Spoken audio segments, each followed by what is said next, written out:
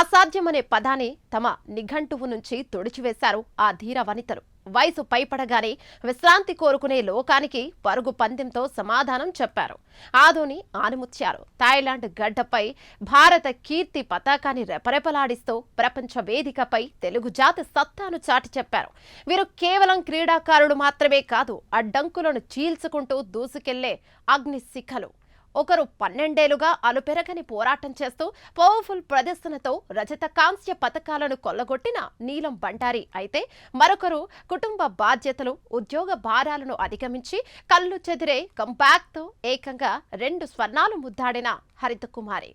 Shot put నుంచి discus throw వరకు, 100 మీటర్ల పరుగు నుంచి 2000 మీటర్ల నడక వరకు ప్రతి ఈవెంట్లోనూ ఆధోని మార్క్ వేగాన్ని చూపిస్తూ పతకాల పంట పండించారు.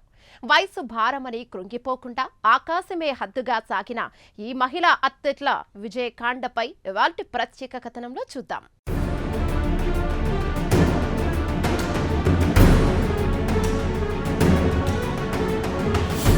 లక్ష్యముంటే ఆకాశమే హద్దు, సంకల్పముంటే వయసు లెక్కే కాదు. కర్నూలు జిల్లా ఆదోనికి చెందిన నీలం బండారి, హరిత కుమారులు ఇప్పుడు అంతర్జాతీయ క్రీడా వేదికపై ప్రకంపనను సృష్టిస్తున్నారు. థాయిలాండ్లో జరిగిన వరల్డ్ మాస్టర్స్ ఛాంపియన్షిప్లో పతకాల పంట పండించి అందరినీ ఆశ్చర్యపరిచారు నీలం బండారి.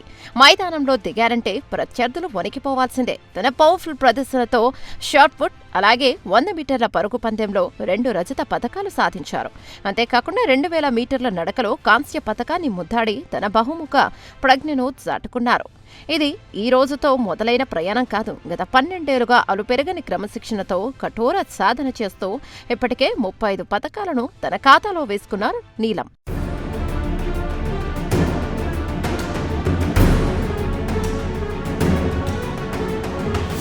ఇప్పుడు నీలం గురి ఒక్కటే, వచ్చే పోటీలో స్వర్ణ పతకాన్ని కైవసం చేసుకుని జాతీయ గీతాన్ని విదేశీ గడ్డపై వినిపించడమే. సో నా ఈవెంట్స్ వచ్చేసి షార్ట్ పుట్, 100 మీటర్ స్ప్రింట్, అలాగే 5 km వాక్ మనకి నేషనల్ లెవెల్ వరకు ఉంటుంది. ఇంటర్నేషనల్ లెవెల్కి వచ్చే పాటుకు ఉమెన్స్కి 2 km వాక్ అనేసి షార్ట్ కట్ చేసి పెట్టారు. సో నేను 2 km వాక్లో బ్రాంజ్ మెడల్ గెలిచాను ఈ వరల్డ్ మాస్టర్స్ అథ్లెట్స్లో. సో ఇలా గెలిచి నేను ఏషియన్ మీట్కి, అది కాఠ్మాండు 2027లో జరగబోతుంది, నేపాల్ కాఠ్మాండుకి కూడా నేను సెలెక్ట్ అయ్యాను.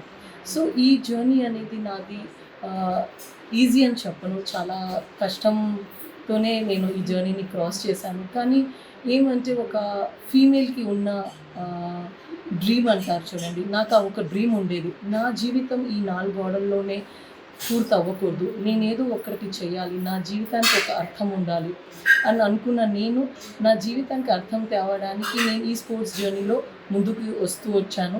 సో నాకు అన్నిటికన్నా పెద్ద సపోర్ట్ ఎవరు ఈ జర్నీలో అంటే మా నాన్నగారు, తర్వాత మా శ్రీవారు విక్కీ బండారి. ఆయన సపోర్ట్ లేకుండా నేను ఈ జర్నీ పూర్తి చేసేదాన్ని కాదేమో.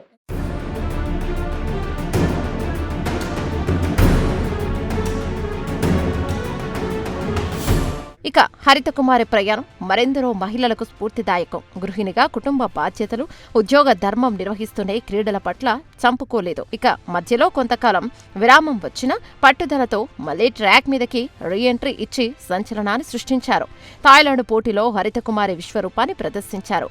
డిస్క్ త్రో అలాగే 100 మీటర్ల పరుగులో ఏకంగా 2 బంగారు పతకాలను సాధించి మన దేశం గర్వపడేలా చేశారు. అలాగే 2000 మీటర్ల నడకలో వెండి పతకాన్ని కూడా సాధించి తన కంబ్యాక్ను గ్రాండ్గా చాటుకున్నారు.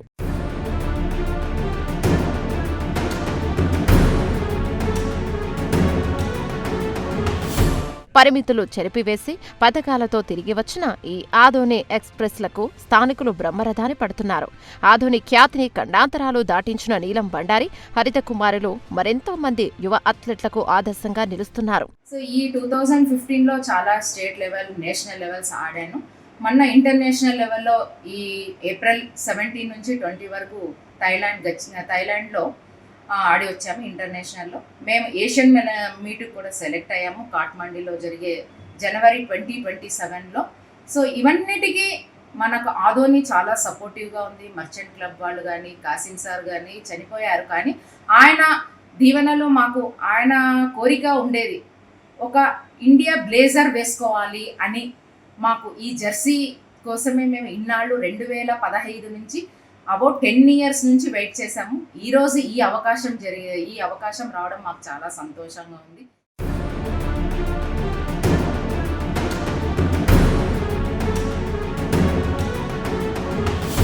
ఈ విజయం కేవలం మెడలో మెరిసే పథకం కాదు, ఇది ఈ ఇద్దరి వనితల అలుపెరగని పోరాటానికి నిలువెత్తు సాక్ష్యం. బాధ్యతల ఇనుప గడపలను దాటి అంతర్జాతీయ మైదానంలో పోరాట పటిమను ప్రదర్శించిన ఆధుని మట్టిబిడ్డల ప్రతి సవాలును సాహసంతో జయించారు. వయసు అనే మేఘం కమ్మేసిన, గెలుపు సూర్యుడిలా ఉదయించిన వీరి ప్రయాణం అద్వితీయం అంటున్నారు స్థానిక ప్రజలు.